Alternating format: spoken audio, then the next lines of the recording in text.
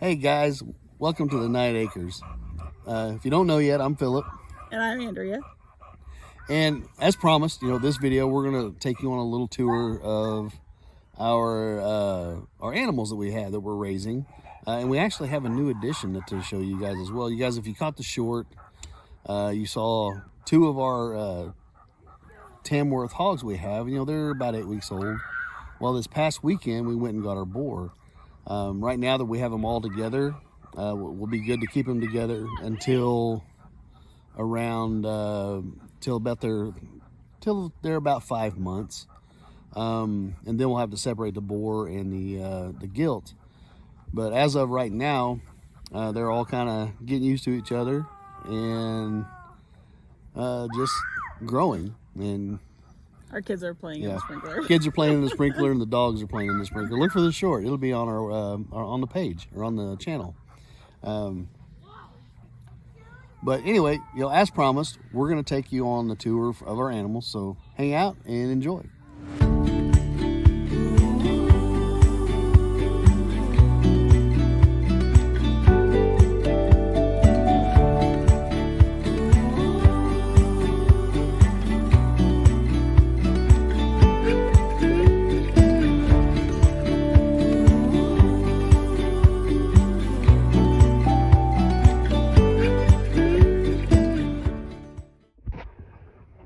And guys, these are many of our 13 rabbits we have. Mm-hmm. These are Dutch, right? Yes, those are our Dutch. We got two females here, and I forget what she knows more about the breeds than I do. Some of them we may be kind of confused on. We're still learning this. I think some of them are probably mixed breeds. We didn't get them from like a registered, breeder or anything. We just bought them as meat rabbits. I think Jose here is Rex. He has really, really soft fur. And same thing with him. I think he's a Rex. And then right here, old Hugh, I think he's just a California.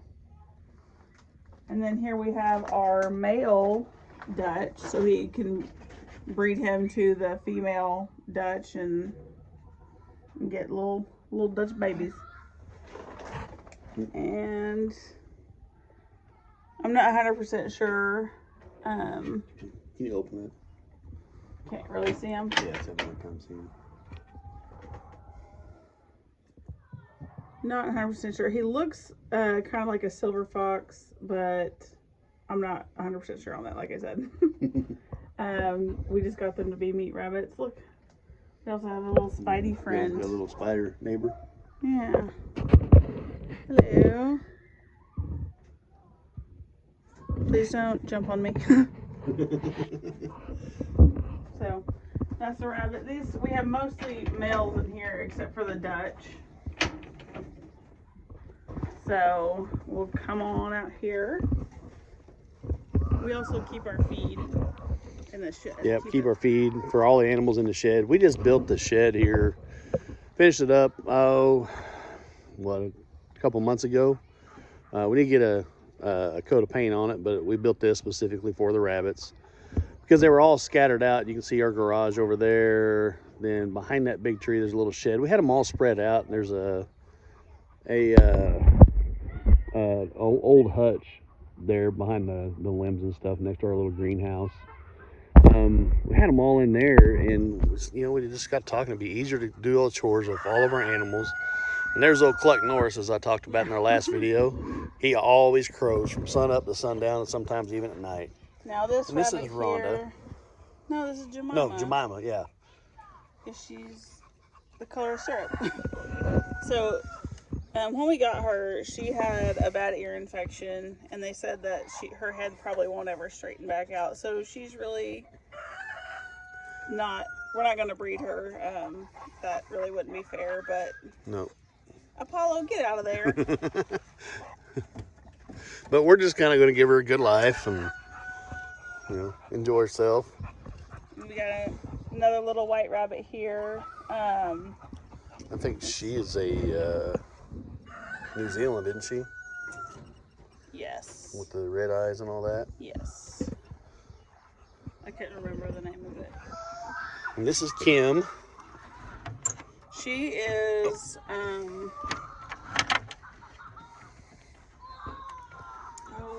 I forgot the name. Norwegian, or is it Norwegian? No, No, Flemish. a Flemish giant. Yeah. So, And then- so she's a lot bigger than our Yeah. other rabbits. Definitely much bigger. And then we have Rhonda here, and she got her name because she's pretty feisty. See if I can get whacked here. Maybe not. Yeah, we've been trying to work with her. Yeah. If you feed, used to, when we fed, she would stomp and all that. And now, she's kind of chilled out a little bit, so we've been working with her. And I think a lot of it was maybe she was competitive for food with her clutch, or I don't know what you call them. A kit. When she was a kid. So maybe that's something that she learned, but she's doing better. She don't really attack. Here, leave that open. I'm gonna see if I can get her to get her to do it, to kind of show everybody. Yeah. She likes to box. Yeah, That's she why I likes need to Rhonda. box. That's why we need Miranda. See if we can catch it here. Oh, she ain't gonna do it. She has bit me before. So we'll see if I can get bit. Nope, she's not even doing anything. Yeah, Nope, she's chilled out. There she goes. Oh, there she goes. Does she box you? Maybe a little bit. You hear her growl? Yeah, she's pretty feisty. Yeah, so she's feisty. she's not at the top of the list of being bred. At the No. moment. We got some work to do with her. We just call her Little Gray. She's another silver fox. I don't really know. We what think. She is. No. But if you look at her ear, we've been doctoring her ear. We need to do it again. She's pretty tame, but it looked like she may have had ear mites or something Yeah. like that. They can get ear mites really easy. That's really the main concern with rabbits. They get ear mites, and you just you can use baby oil, any type of oil. So I mixed up olive oil and tea tree oil, and we'll just put a few drops in her ear, and then the mites get covered in oil, and they basically suffocate because they Yeah. breathe through their skin. And this here's Brownie. That's just kind of what we named her, just Brownie, obviously, because she's brown. Yeah, the kids named her. The kids named her, She's pretty. and she's pretty easy. She doesn't, like most rabbits, she's got that reflex. When you go to pet them or whatever, they tighten up on their shoulders, and that's a natural reflex Yeah, they're prey animals, because and they know it. it makes them harder to get a hold of. Yeah, you'd be surprised. They're so much harder to pick up when they do that. Yeah, absolutely, they are. Now on to our chickens. We'll be right back. All right, and we're back. And these are our chickens. We have some Barred Rock, and there's old Cluck Norris, the noisy one, right there. He's the only rooster we had out of this whole group that we got. They're a little over a year old, but he's a Barred Rock rooster. And we've got some. We threw a little piece of cucumber. She's got it. She's running. They're running. And you guys probably wonder why, you see some. Let's see if I can find a good one here. Oh, there's one that just kind of pooped everywhere. But on the back, like that one there, we think they got lice in some of those. Some type of mite, yeah. Yeah, some type of mite or something like that. So we've been providing diatomaceous earth for them. Yeah, they're calling their feathers back. These are all excellent layers. We probably get between 15 and 18 eggs a day. There's 23. They're chasing after that cucumber. There's 23 hens, and then we have Cluck. But they're amazing layers for the Barred Rock and the Rhode Island Reds. Yeah. Now, the Barred Rock and Rhode Island Red are dual-purpose birds, so they are good layers. They lay around 300 eggs a year, so that's almost an egg a day, not quite. But they're also big enough to be a meat bird, so that's why we decided to hatch some of our own, and we're raising those up for meat. Yep. And we can walk you right on them. Now, we are going to warn you, this little pen is kind of a little ghetto. It's ghetto. And some of these others were bought because somebody wanted some different colored eggs. I needed different colors. But we had to throw this thing together because they were getting so big in the grow out. Yeah, they outgrew it so fast. And here soon, what, about a month, 2 months, we're going to be butchering most of these barred rock. These other colors are, I don't know what breeds they are. It's just a barnyard mix, like Americana, and the dark ones are black copper Morans and some olive eggers. So we'll get all kinds of different colored eggs. But, you know, this isn't going to be their forever home. Oh, no. We are actually in the process of, you can see that old pull frame, and you'll see videos on this. That old pull frame. And over here with these pallets, we're going to build a chicken coop out of the pallets. And then we're going to build another run out of the pull frame. And you guys probably wonder, well, why aren't you letting them free range? Well, we have outside dogs. We have coyotes and all sorts of other critters out here. Because you can see, I mean, we're everywhere. And you can see all this. I need to have a brush hog because I don't have one. We have tons of hawks and all sorts of just critters that we don't need getting our chickens. So we try to give them the best life and the most comfortable life as possible. That's why we spread all the these pine shavings out, because with all the rain we've had, it's kind of soaked up, and just trying to help them out. And if you look over here, let me walk around here. Oh, okay.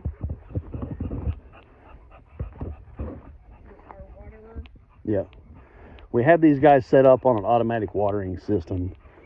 It's a 50-gallon drum, it's a water barrel. And if you open it up, it smells like pickled jalapenos. But as you can see down here, we've washed this thing out so many times, and it still smells like pickled jalapenos. So whatever. This is just something I threw together, an old piece of garden hose with 2 female ends on it, tied in PVC. And these little watering cups. And these little watering cups, they're gravity fed. They kind of raise up when they run out of water, and when water's running in them, they'll lower down and stop the water fill.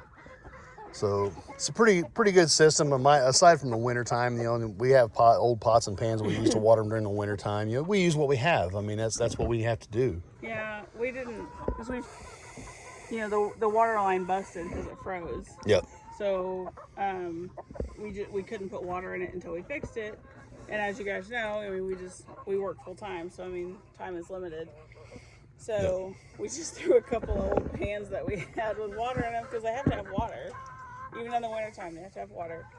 Right. And I actually like these waters so much better than like a trough type of water, because chickens are dirty. Oh yeah, their water is nasty if it's in a bowl type of situation. So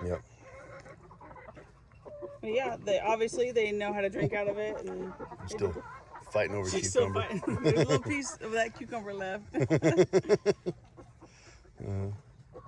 But no, they're a lot of fun. They keep us in eggs. Not only us, but several people that we provide eggs for. I mean, and we pretty much always have an overabundance of eggs right now with these guys. Anyway, on to our next project. We'll be right back. And these guys are our Tamworth we were just talking about.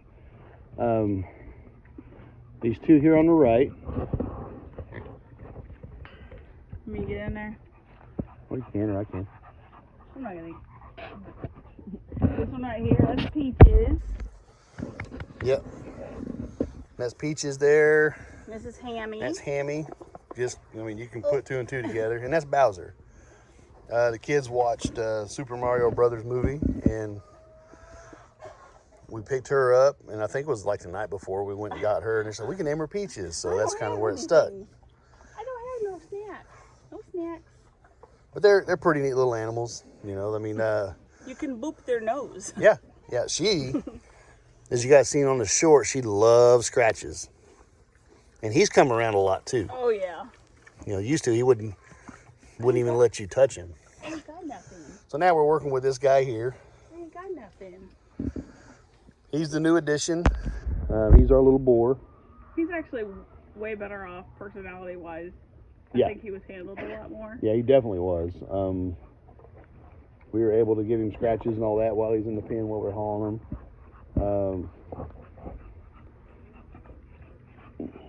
You know, he... Got a little jump on him. Yep, got a little jump. But it's just a matter of getting used to him. We're going to actually expand this pen. And we're going to come out this way a little bit and run electric wire out and give them more room because these are grazing pigs. They're a pasture pig. The Tamworth in England, the people who raised them would just turn them out into They just let them loose in the woods to forage. They didn't even get fed. Right.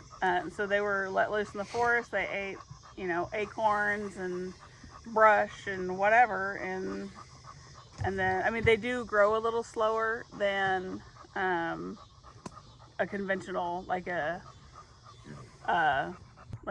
hamp or hamp or a a Duroc or a Yorkshire. any things of like those. that. They grow a lot faster than these. And those guys are mainly your commercial breeds. That's the ones everybody knows about around in the United States. I mean, these guys are different though. They have a longer snout. They're a longer body. It's a bacon breed. They're more of a meat pig instead of a lard pig. Yeah, they're long and lean. Yeah, see, Peaches likes scratches. She'll jump up on the fence and get scratches. And for the last guy, this is just a pet. This is Sarge here. We've had him since last October. He's a little. Yeah, it was October. And he's just a pet. He might try to bite me because the dog's out here. So we'll see. Yeah. Hey, Sarge. Yep, see? Yep, there he is.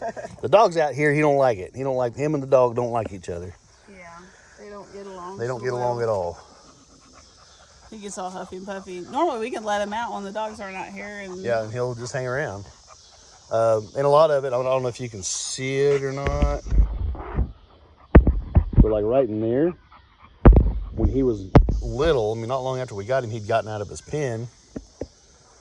And our outside dogs attacked him and took a big chunk out of him. I didn't know if he was going to make it or not. Yeah. But he's tough. He's resilient. But he really is a big baby. You can scratch him on the side and he'll fall over. It's pretty comical. Funny. We'll have to have the dogs inside for us to do that. But yeah, he likes attention. Come here, buddy. Come here, Sarge. Come here. The mother dogs are out here. Yeah. Now, again, automatic waters, man, that's a way to go. We have a IBC tote. I put about 50 gallons of water in it. We have these nipples here. Fill me a Coke. Yep. These little watering nipples here. These guys over here, the little ones, they're trained on them. But what they do, they bite on them. See if we can get her to bite. Yeah, there we go. Why when it's on the ground? Yeah. But we're still trying to get him trained on him because he's not used to it. So I've heard somewhere that you could put peanut butter on there. Yeah. You need a drink, Sarge? No, probably not.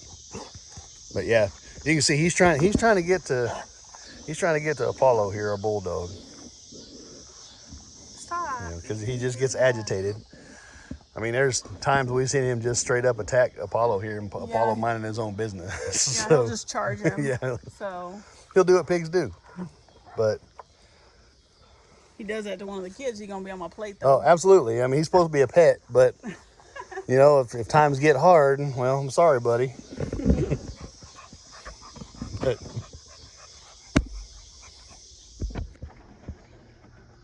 and last but not least is our quail here. We've got about 30 in here. We hatched these guys up last year. Can you hold this real quick?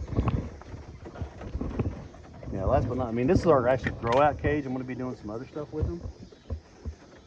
But these are jumbo pharaoh Coturnix. Whoop.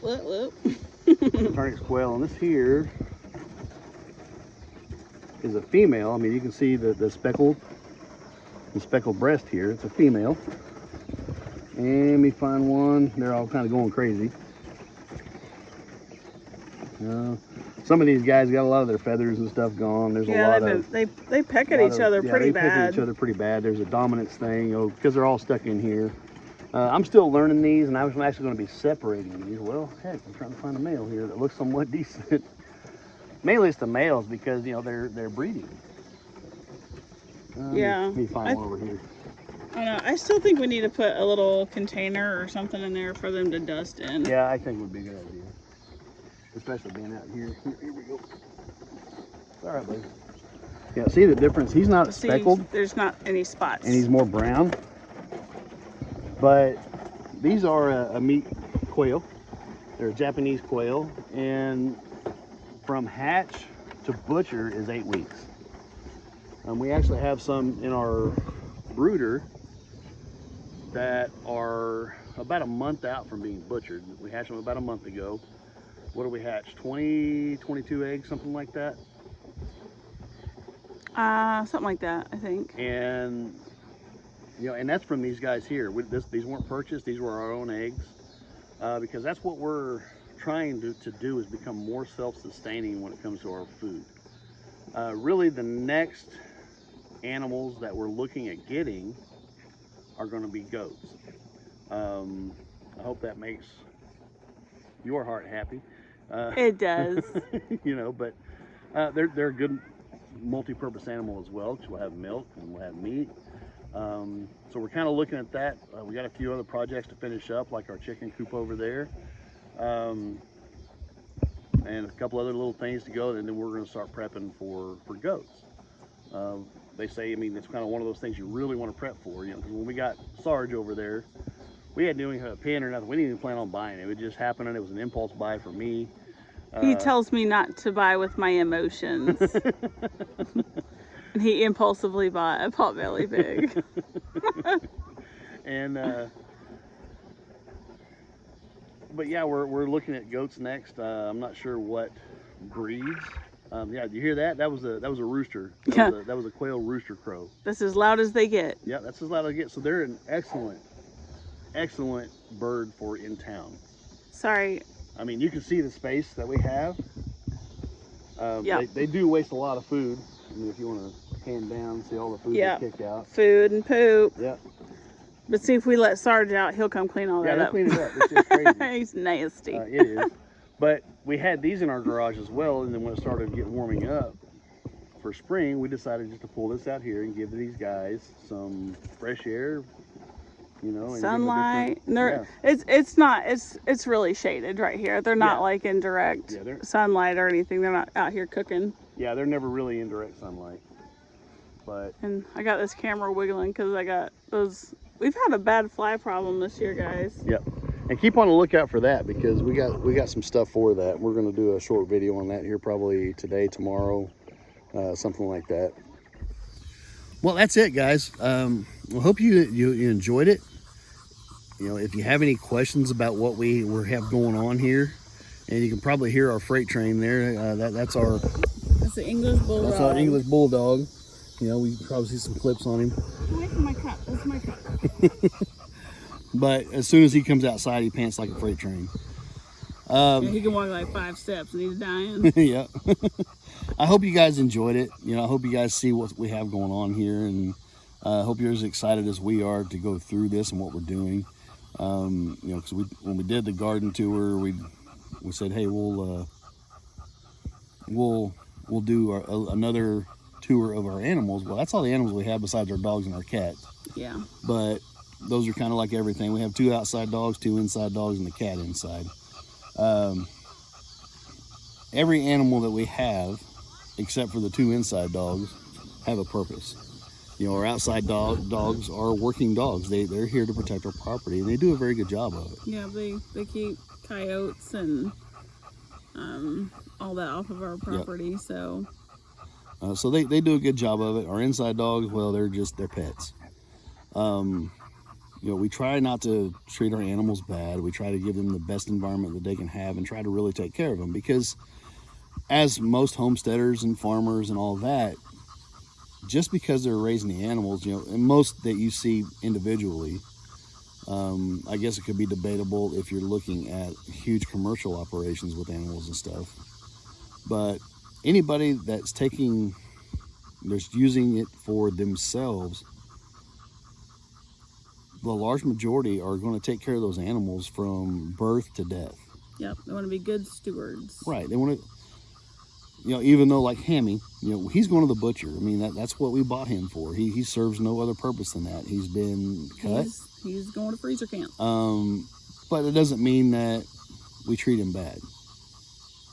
Nope, he gets pets and scratches Yep. and treats, and he'll have, well, I guess he had 2 bad days because he was castrated. Yeah, he was And then cut. he'll have 1 more bad day. Yeah.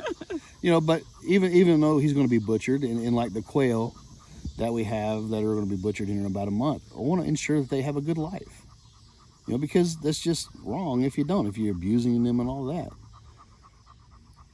God gave us these animals and gave us these opportunities to take care of them and be good stewards. Mm-hmm. It's only right. Give them the best lives that they can have. Because I know some people are going to be like, well, why are you going to butcher them? I mean, aside from food, I mean, isn't that's bad? No, I mean, we take care of these animals. I live under the philosophy, we get home in the evening and get chores done. I've told my little kids, even my older boys, the animals eat before we do. And that's kind of what we live by. Yep, get all our chores done before we do anything else. Yeah, if we have something going on, the first thing we do, like this past spring, my kids love soccer. They're playing soccer. First thing we would do when we got home was chores. And if we didn't have dinner, we'd wait till after the soccer game. The animals eat first. We take care of them. But anyway, if you guys have any questions, thoughts, comments, whatever, feel free to ask. Reach out to us in comments on the video. Reach out to us on Facebook at the Night Acres Community on Facebook. Join the Facebook group. Join the Facebook group. We share lots of photos of the garden and the vegetables, and we got more coming with that. And our garden has changed so much since the last tour. It's gone crazy. It's just exploded. But that's what we want. We picked like at least 20 cucumbers yesterday. We did. We're making pickles this weekend, so hopefully we'll catch a video and find a good recipe we like. Yep. And we'll make a video sharing our recipe and showing you the process in case you're curious or don't know or you want to learn. So we'll be sharing that. But yeah, if you have any questions, comments, concerns, anything like that, reach out to us here on YouTube, on Rumble, on Facebook, and email us at thenightacres@gmail.com. By all means, reach out to us. We love the feedback. We love the comments. And we love the interaction. And also, do us a favor and like and subscribe. Yeah. So we'll catch share it. And share it definitely. if you have somebody that's interested in doing what we're doing, and you want to introduce them to somebody, by all means, introduce them to us. Yeah. And we'll do our best. If they have questions, we'll do our best to answer them. That's what we're here for. We're here to teach. We're here so you guys can learn from our mistakes. Yeah, exactly. Learn from our mistakes, but also kind of take this journey with us, and hopefully inspire you guys to start going down this road as well, because the way times are, you need to provide for yourself. Mm-hmm. Yeah, like I said, I was talking to a lady at work today, and she was trying to start some vegetables, and she's never grown a garden before ever. And she's talking about some of the struggles she's been having. I started seeds and we literally killed them all before we moved them out to the greenhouse. I started them in the house. So we moved them into the greenhouse. It was too hot and it was just too much of a shock. And lesson learned on that. It wasn't a waste because I learned a lesson. Right. So, and but I told her, I was like, just keep trying. Right. Just keep trying. The hardest part, like anything, the hardest part is getting started. Like the saying goes, you can't you can't steer a parked car. So take that leap. Find something that you can do. Not only that, but it's rewarding. Oh yeah, I love getting fresh vegetables, and I've never. We've canned like pickles and relish and stuff before, but I myself have never done like canned tomatoes or tomato sauces or anything like that. So this is going to be a first for that. We're going to learn. And I have I've never grown tomatillos, and so I actually have 6 plants in my garden. And with tomatillos, you have to have 2 for them to pollinate. And we have little green tomatillos just all over the place, and I'm super excited to make some salsa verde. So Yep, we're gonna do it. We're gonna, and you guys are gonna be part of it, and that's what we want, is you guys to come in and learn with us and see what works, what doesn't work, because there's a lot of things we're talking about trying. I made the comment today, I want to make some sun-dried tomatoes, just on a screen. And then I got to reading that somebody does it in the oven at 200 degrees, and it hit me, my mind. I'm like, wait a minute, I can smoke at 200 degrees. I wonder what a smoked tomato tastes like. So you know what? We're gonna try it. we're gonna do smoked We're dried gonna try some smoked dried tomatoes. tomatoes. And we'll see. Well, you guys are gonna be part of it, See how it goes. and we'll see how it goes. If it's good, I'll tell you. If it's bad, I'll tell you. But we're gonna try it. So that's what it's about. It's about learning together. It's about teaching. And it's about getting the awareness out to, hey, you can do this too. Building that community. Yeah, building the community. And again, I mean, just because we have the property to do this doesn't mean that you can't do it. You don't need very much space. I mean, if you look over here, our raised beds and all that. Yeah, wrong one. That's the wrong one. That's the raised beds over there. We got onions, we got carrots, we got beets. Our rutabagas kind of went downhill because right after we filmed our garden tour, the next day. Yeah, literally, they were dead. I had no idea. I started pulling them out because I'll just feed what's left to the chickens because they didn't grow anything.